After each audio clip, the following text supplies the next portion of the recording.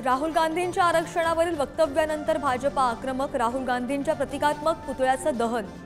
आंदोलनात बावनकुळे, शेलार, पंकजा मुंडेंचा सहभाग।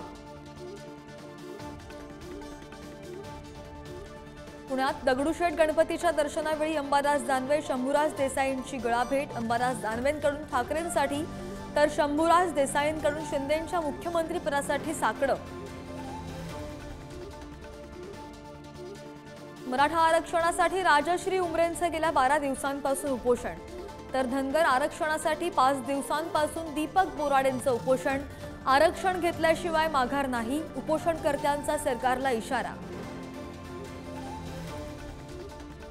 मंत्री तानाजी सावंत यांचे पुतणे धनंजय सावंतांच्या घरासमोर गोळीबार झाल्याची माहिती।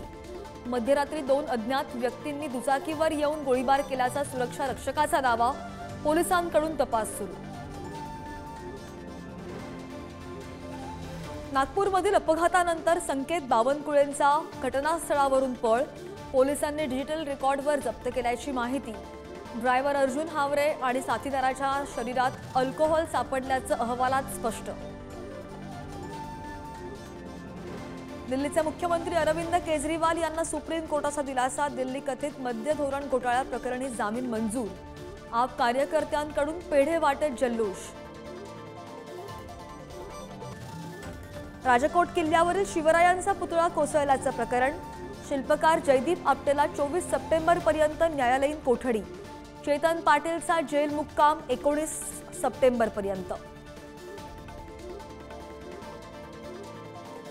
संभाजीनगरमध्ये लाडकी बहीण योजनेत धक्कादायक प्रकार। 12 पुरुषांनी भरला लाडकी बहीण योजनेचा अर्ज। महिलांचे फोटो लावून 12 पुरुषांनी भरले अर्ज।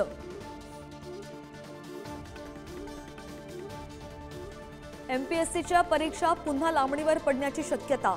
मराठा आरक्षणाच्या अंमलबजावणीसोबतच येत्या काही दिवसात आचारसंहिता लागल्यानं परीक्षा लांबणीवर जाण्याची शक्यता।